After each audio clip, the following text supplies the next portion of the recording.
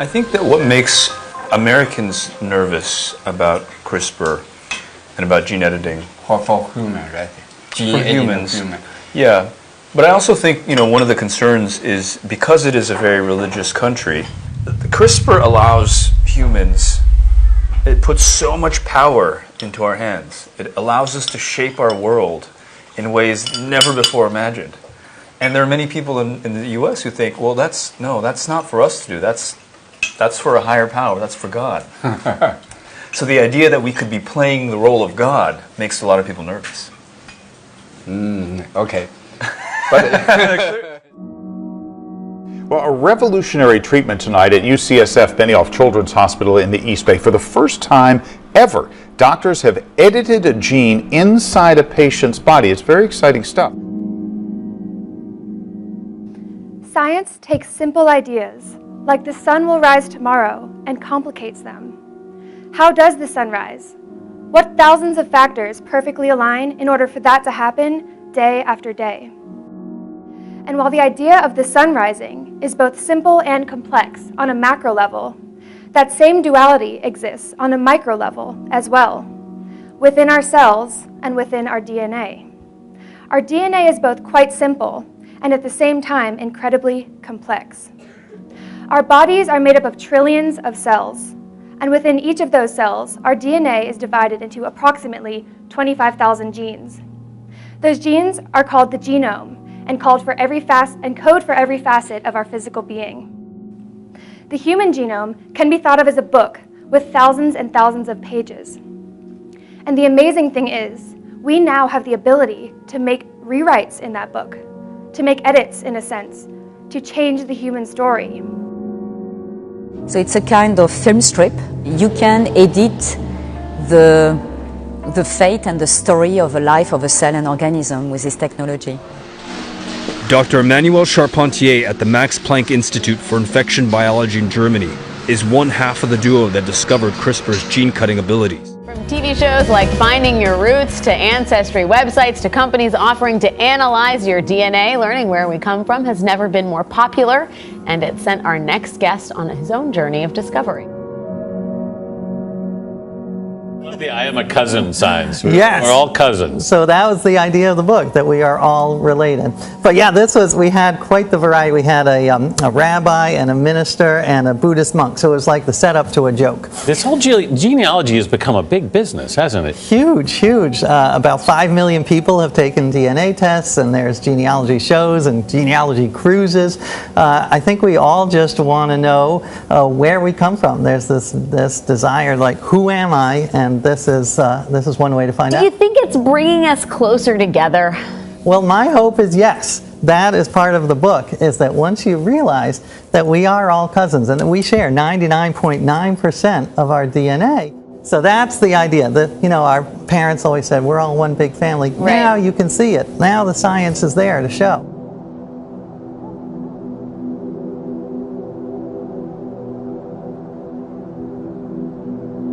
Unlike the U.S. government's cautious approach, the Chinese government is all in on CRISPR research, providing most of the funding for dozens of the country's CRISPR projects. Tango, Hercules. We lock down the muscle gene and do not let it work, so the muscle grows without limitation. Researchers at this lab used CRISPR to isolate and manipulate the beagle's muscle, or myostatin gene, making these the most muscular beagles in the world. He's incredibly muscular right here in his forelegs, I guess. But aside from being more muscular, everything else is okay? He's healthy? Okay, healthy, very healthy. Can you edit my myostatin gene?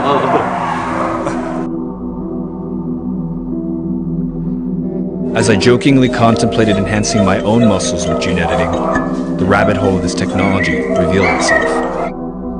You do raise some questions about privacy concerns here with all this information that people are sharing on genealogy. Right, yeah, there's certainly, like any technology, there is a risk. So in the future, hackers may get all of our DNA, and it'll be like that movie Gattaca, great movie. But because CRISPR is already being used all over the world, we are now being forced to have conversations about the safety and ethics of genetic editing far sooner than had been anticipated. CRISPR is not a toy. It is so helpful to really boost the development of diverse strategies to treat diseases. Surely it is very phenomenal.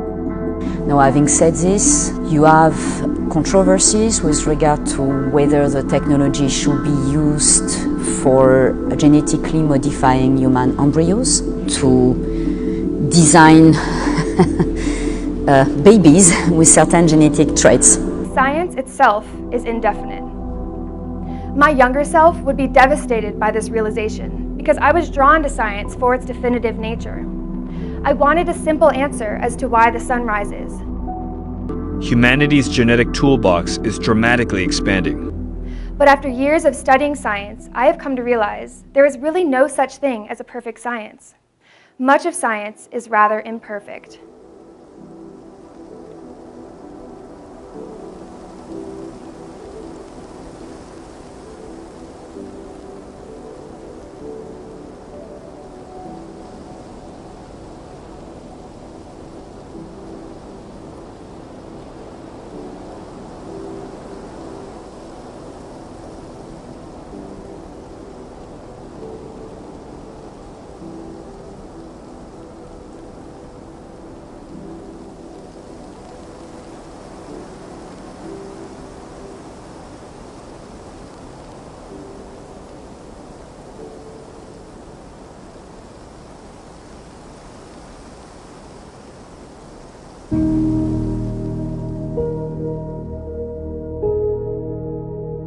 And in the expanse of the universe, it doesn't get much smaller, much more fragile, and much weaker than what you see on the planet Earth. We just need a few degrees to change here or there, and our planet no longer exists. And one day, just as the Earth is illuminated by the light of a simple sunrise, CRISPR may illuminate a whole new chapter in the human story. Adam and Eve. Free will? Oh, absolutely, free will. That's a story of you can make a choice. That's the most horrible thing that faces a human being. You got to choose. Vastness of the universe, God also creates in one of the smaller solar systems this tiny little ball, this tiny little rock on which the greatest drama ever to be known in the universe would be played out. It's awesome to see the influence that Christianity has had in this country. With the crown jewel of his created order being placed on it, man and woman made in his image to rule and reign on this earth. But he places us there on in this small solar system, on this insignificant planet. I mean, if we're honest, Earth isn't even all that impressive for our own solar system, much less our galaxy, which is just a smaller galaxy in the expanse of the universe. And so maybe you're going, how arrogant is it in the expanse of the universe to say that what's going on this little rock is the point? But if we could be by a real ocean and hear its roars and be impressed by its waters and feel the fear that this thing could sweep me out and be done with me without breaking a sweat. That magnificence, that awe that we would feel, that would just be surface level, elementary reverence. But the fact that someone told that to be, that's exponential reverence. The vastness of the universe, the sheer size of it, that if you'll give your mind over to meditate upon it, will create a little fear in you as we'll feel smaller than we like to feel. That's magnificent. But if there's something behind that magnificence that told that magnificence to be simply because he was able to tell it to be, that's a reverence and awe. You have said that Americans are as ignorant of the Bible now as they have ever been. I believe that they are. And I think primarily because we don't teach it in our schools as we once did. C.S. Lewis was a professor at Cambridge and Oxford. He was a professor of medieval literature. So here, not a moron. All right, and in one of his biographies, there's a story told that Lewis was walking through the hallway and a bunch of other profs that weren't believers had diagrammed out on this chalkboard all the world's religions and called Lewis in, kind of set a trap for him and said, hey, what's different between Christianity and all of these religions? And so Lewis walks in and he looks at the board, checks it out. I said, oh, that's easy, grace. What I mean by religion is all major monotheistic religions teach a type of appeasement of a deity. It is external to internal, and religion doesn't work. In fact, religion is just as enslaving as the world ever was. C.S. Lewis in Mere Christianity talked about the machine or how things work, and what he was talking about is morality, but I think you can apply it to really all of life. Let me just quote him here.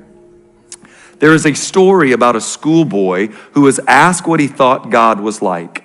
He replied that as far as he could make out, God was the sort of person who was always snooping around to see if anyone is enjoying himself and then trying to stop it.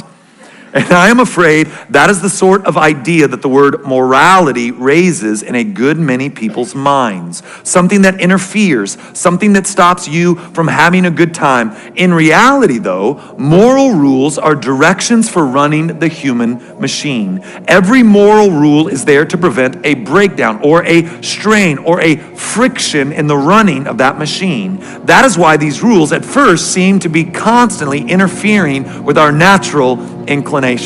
When you're being taught how to use any machine, the instructor keeps on saying, no, don't do it like that, because, of course, there are all sorts of things that look all right and seem to you the natural way of treating the machine, but do not really work. So what Lewis is applying to morality, I'll apply to the universe. There is a way that we have been designed to work. There's a good, right, beautiful design implemented by the creator of all things. And when we use that machinery wrong, bad things happen. All right? And here's how the Bible would say what Lewis just said. There's a way that seems right to man, and in the end it leads to death. That's a terrifying verse. There's a way that seems right to us. Like as I look at this situation, this seems right. And the Bible's saying, no. I'm right, your way leads to death. And then in the same way, a life lived within the design flourishes.